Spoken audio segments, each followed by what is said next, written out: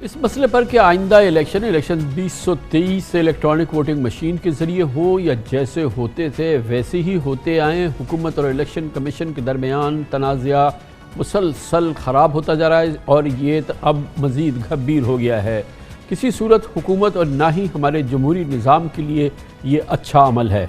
Election commission को हुकूमत की जानिब से ऐसे इशारे मिल रहे हैं जैसे वो इस खुद मुख्तार आइनी इदारे पर दबाव डालना चाह रही है। हुकूमत जल्द अज जल्द EVMs की खरीदारी और इसके टेंडर्स का अमल देखना चाहती है, जबकि इलेक्शन कमीशन किसी तरह का दबाव कबूल करने के लिए तैयार नहीं। कल वफाकी वज़ीर इत्तलात फवाद चौधरी ने काबीना इजलास के बाद मीडिया को बताया कि अगर इलेक्शन कमीशन आइंदा जो इलेक्शन होना है वो इलेक्ट्रॉनिक वोटिंग मशीन के ज़रिए नहीं कराएगा तो हुकूमत इदारे को फंडिंग्स नहीं देगी।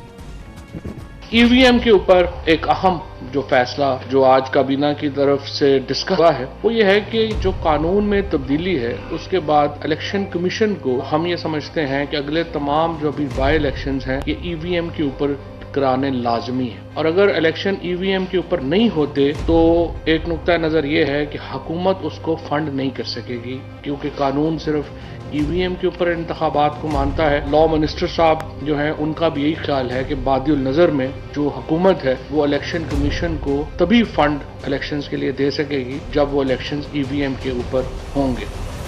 काबीना के इस फैसले के ऐलान के बाद इलेक्शन कमीशन ने EVM से मुताल्लिक हुकूमती दबाव पर रद्दअमल में कहा कि EVM के लिए टेंडरिंग संजीदा मामला है। इलेक्शन कमीशन खुद मुख्तार और आइनी इदारा है, वो अपने दायरेकार के मुताबिक ही उमूर अंजाम देगा और ख़रीदारी से मुताल्लिक़ क़वाइद ज़वाबित का निज़ाम तश्कील देगा। इलेक्शन कमीशन EVM मशीन पर 3 आला सतही कमेटियाँ तश्कील दे चुका है। तीनों कमेटीज़ 4 हफ्ते में अपनी रिपोर्ट पेश करेंगी। कमेटीज़ की सिफारिशात की रोशनी में कंसल्टेंट हायर किए जाएंगे, फिर टेंडरिंग होगी और फिर ये तमाम उमूर पर अमल दरामद मुमकिन हो सकेगा।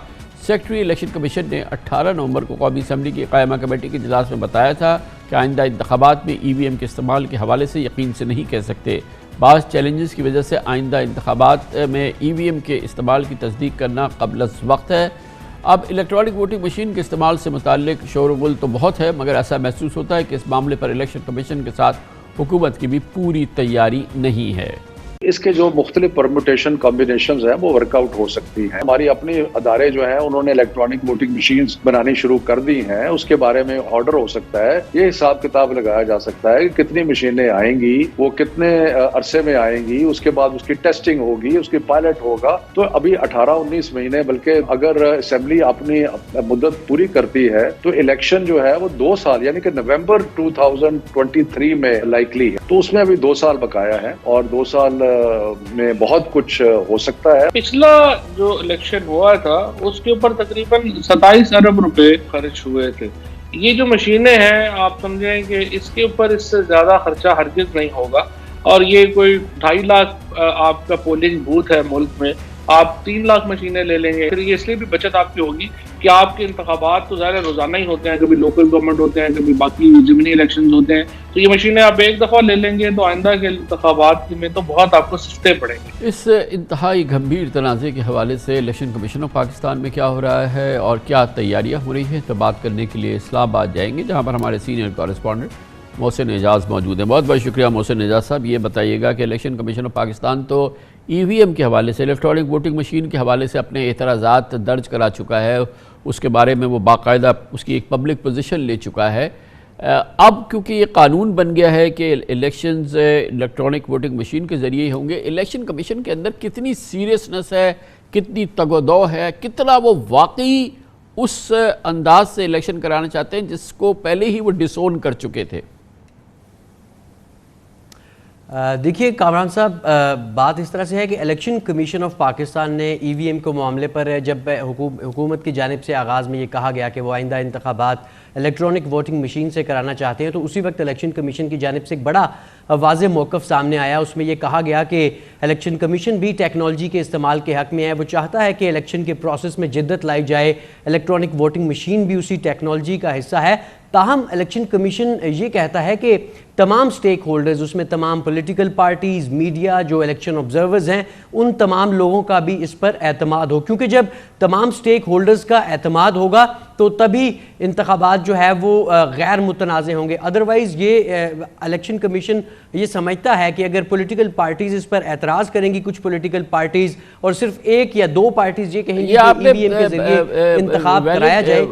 वैलिड बात की है मोहसिन साहब, मगर मुझे इस बात का जवाब दें कि इलेक्शन कमीशन इस पर तो एतमाद मांग रहा है, क्या इस पर मीडिया, इंडिपेंडेंट ऑब्जर्वर्स, तमाम सियासी जमातें इस पर एतमाद का इजहार करें, इस पर अपना ट्रस्ट शो करें कि वो इस अंदाज से इलेक्शन का चाहते हैं। मगर जितने इलेक्शन अब तक इलेक्शन कमीशन ऑफ पाकिस्तान ने कराए हैं उसकी जो मजाक उड़ा है, उस पर जो इतराज़ात हुए हैं, उसको जो तस्लीम करने से इनकार कर दिया है, उसकी जो सैंक्टिटी है वो एक रत्ती भी बरकरार नहीं रही है। चाहे वो ज़िमनी इलेक्शन कराएं, चाहे वो कौमी इलेक्शन कराएं, इलेक्शन कमीशन ने खुद क्या मॉडल पेश किया कौम के सामने और सियासी जमातों के सामने जिस पर कि एतमाद हो सके। चलें वो इलेक्ट्रॉनिक वोटिंग पे एतमाद ढूंढ रहे हैं, लेकिन उनके अपने प्रोसेस पे कहाँ एतमाद है।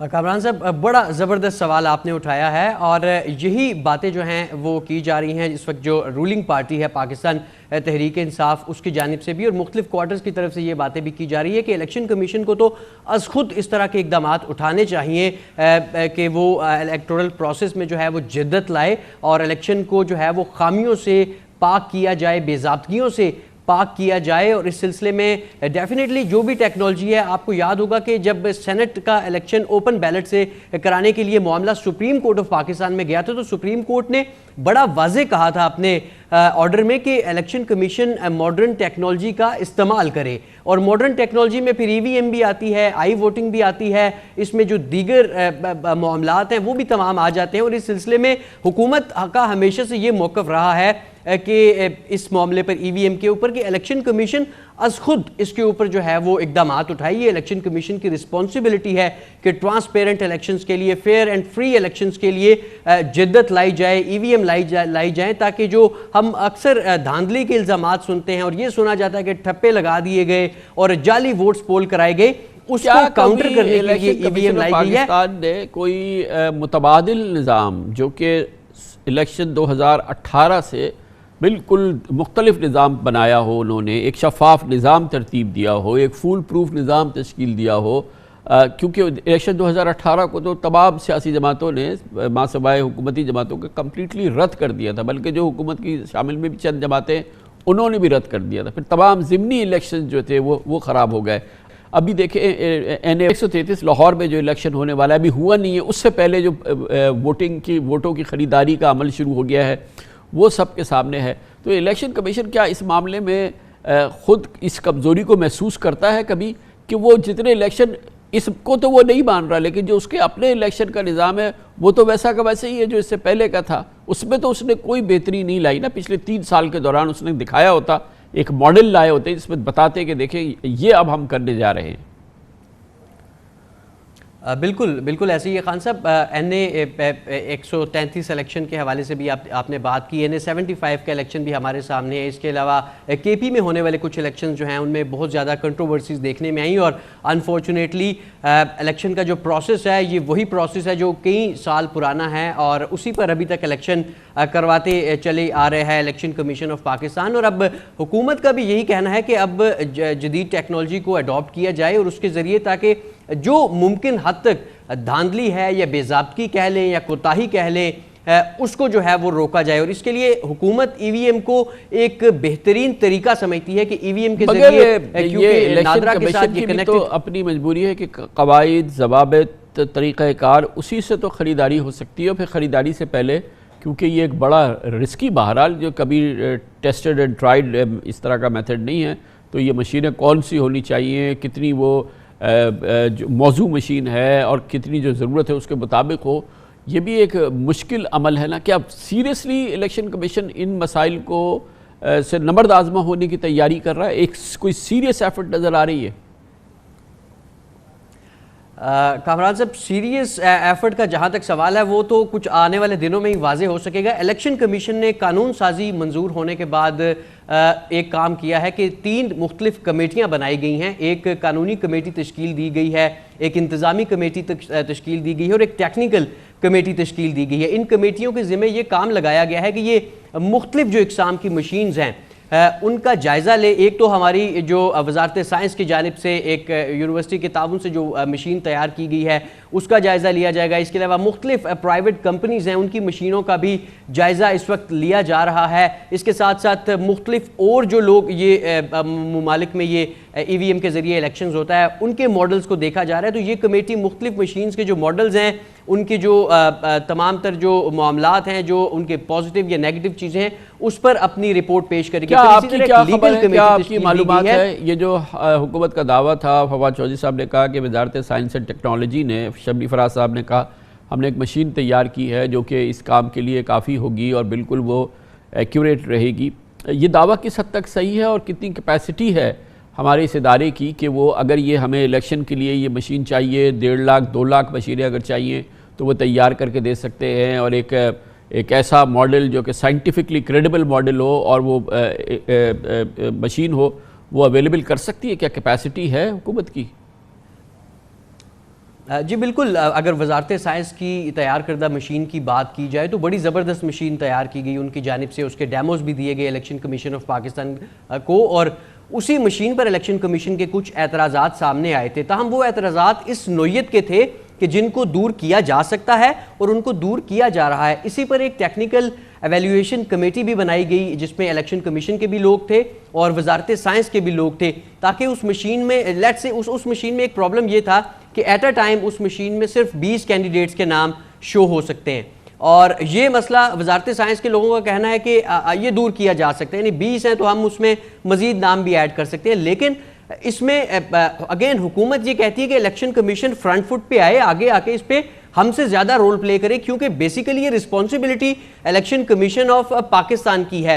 एक तो ये हो गया। दूसरा ये कि इस वक्त भी इलेक्शन कमीशन के पास तकरीबन 150 के करीब ऑलरेडी कुछ मशीन्स पड़ी हैं जो माजी में बाई इलेक्शन एक लाहौर में हुआ है, गुजरांवाला में हुआ था, मुस्लिम लीग नून हुकूमत के दौर की मैं बात कर रहा हूँ, उस वक्त ये टेस्ट की गई थी। ताहम उनके जो नताइज थे वो तवक्कुआत के मुताबिक नहीं थे। इसी तरह जो अभी 133 का इलेक्शन होने जा रहा है, इलेक्शन कमीशन इरादा रखता था कि यहाँ पर एक पायलट प्रोजेक्ट किया जाए, ट्रायल किया जाए, और फिर वजारत साइंस को ये कहा गया कि आप हमें 100 से 150 के करीब मशीन्स प्रोवाइड करें। लेकिन इस मौके पर वजारत साइंस ने यह कहा कि हम इतनी जल्दी, क्योंकि ये जो बाई इलेक्शन है ये तो 5 दिसंबर को शेड्यूल है, और ये कहा गया वजारत साइंस की जानिब से कि हम इतनी जल्दी मशीन्स प्रोवाइड नहीं कर सकते, हमें 3 से 4 माह का वक्त दरकार होगा। बहुत बहुत शुक्रिया मोहसिन।